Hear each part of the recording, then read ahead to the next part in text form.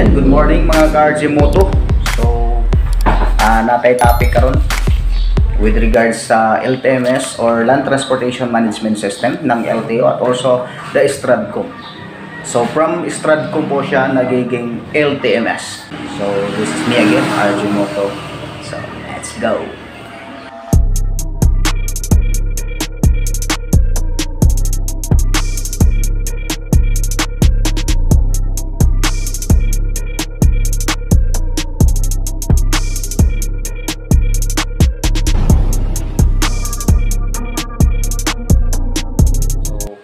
Ito po yung kaibahan ng Stradcom OR at saka kung magkano yung binayaran natin sa OR, kung malaki ba yung binayaran natin sa Stradcom OR or nakasave tayo.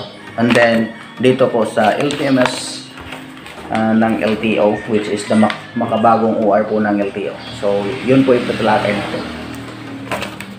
So yan, so before that I would like to shout out Suzuki Readers Club from Lanao Chapter, from Ludoworks Motovlog. So shout out sa inyo all and ride safe as always. And daghang salamat kayo sa support.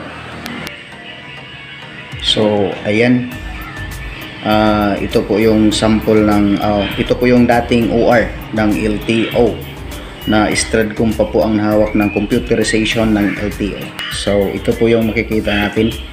So for example, magkano po yung binabayaran natin sa taon-taon.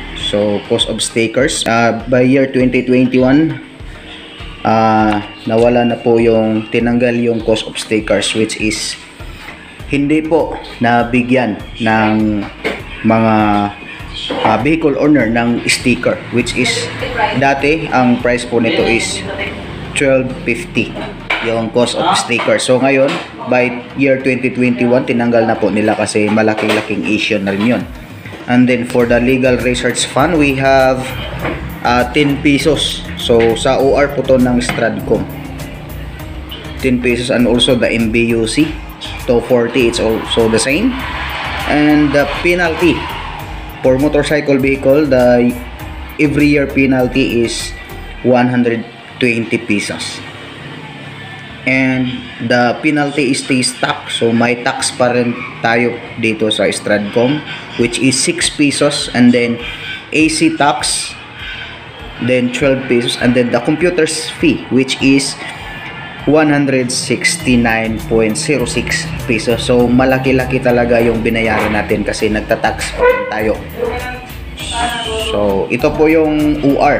So with regards of that, the total is 557 yung binayaran natin isang taon kung may penalty tayo ng isang taon. Yan po. So ayan, so dito na po sa kaliwa makikita natin transaction code. Dito din posted kung anong OR date mo na renew yung sasakyan mo, and then yung classification of your motor vehicle, private ba or for hire or even government. And then the body type, body design, demonization, then the color, and also the MV file, and also the plate number, and also the gross weight of your vehicle. Yun lang.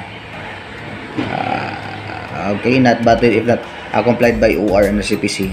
So yan po yung OR ng Stradcom, yung palagi nating nare-receive.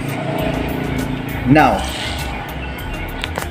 so ngayong 2022 marahil alam nyo na ang salitang LTMS or Land Transportation Management System ng LTO, which is the computerization also for all vehicle types na record ng vehicle natin. So ito po yung kaibahan ng OR ng dating Stradcom pa at ng OR ng LTMS. So this is it. Malalaman din natin kung ano yung mga details na nakalagay sa bagong OR ng LTMS at ang OR ng Stradcom. So may nagbago ba sa payment natin? So less ba yung payment natin sa LTMS time or mas lumaki pa yung payment natin within a year regarding po sa renewal ng ating sasakyan. So ito po yung official receipt ng Land Transportation Office. So ito po yung na-receive natin. So dito po makikita natin kung magkano lang talaga yung binayaran natin taon-taon. So ano ba yung mga tinanggal na payment dito sa Stradcom at ano yung mga binabayaran na lang natin dito sa LTMS na OR o registration po ng ating sasakyan. So to start, dito muna tayo sa breakdown of payment. Ito po yung bagong bayaran lang natin. So first is pag yung motor mo is nakuha mo from Butuan and then magpaparenew ka dito sa Siargao Island, and then you will pay the change venue, which is 100 pesos. So 100 pesos lang po yung change venue. So ayan, 100 pesos. And then the MBUC is still the same for the Stradcom MBUC, which is 240, and then the MBUC of the LTMS is also 240. So yan lang po yung babayaran natin. And then the science tax or AC tax, we have 9 pesos. So the AC tax here is 12 pesos. So binabaan po ng 3 pesos yung science tax, science tax or AC tax. So binabaan. So dito naman po sa LTMS makikita natin yung legal research fund or legal research fee. So 10 pesos lang po siya, guys, 10 pesos. And then dito po sa Stradcom which is the computers fee or computers research fee, which is 169.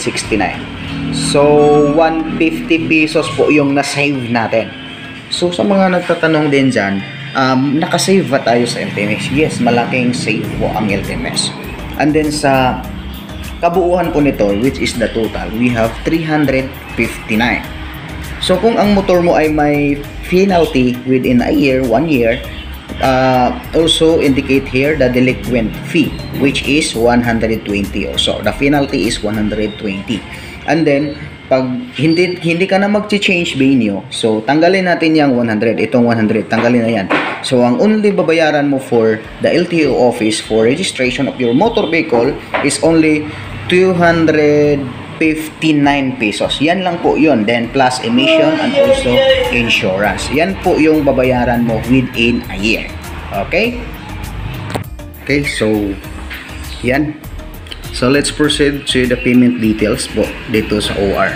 So makikita natin sa payment details dito sa Stradcom OR is yan lang po yung mga nakalagay, diba? Orange block, MB file, and then but dito sa payment details ng bagong OR or LTMS OR ng LTO office is we have here marami na pong details, diba? Transaction number, code, TMX, MBR, in the MB file, the classification, the engine and chassis number, vehicle type, if it is motorcycle with sidecar or tricycle or even motorcycle without sidecar, and also the gross weight. So the next renewal, it's also posted here para po malaman po ng client na kung kailan siya dapat magpapa-renew. So yan po yung kaibahan.